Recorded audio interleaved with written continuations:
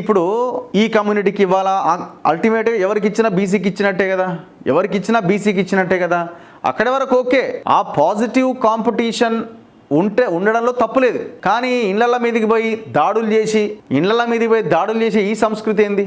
మీరు సిస్టంలో ఉండే మీ ఇన్ఫ్లుయెన్స్ ఉపయోగించి ఒకవేళ అవతల వ్యక్తి తప్పు చేస్తే అతని మీద కేసు పెట్టవచ్చు, ఇంకొక రకంగా మాట్లాడించవచ్చు, ఇంకేమైనా చేయొచ్చు. అరే ఇళ్ళ మీదకి అర్ధరాత్రి పోయి దాడులు చేసే సంస్కృతి ఏందండి ఇది?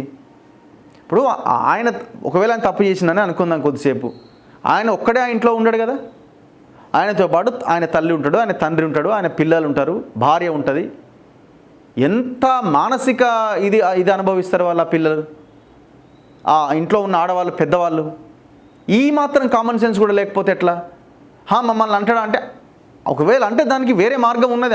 ఆయన ఒకవేళ క్వశ్చన్ చేయడానికి, ఆయన మీద ఒకవేళ యాక్షన్ తీసుకోవడానికి.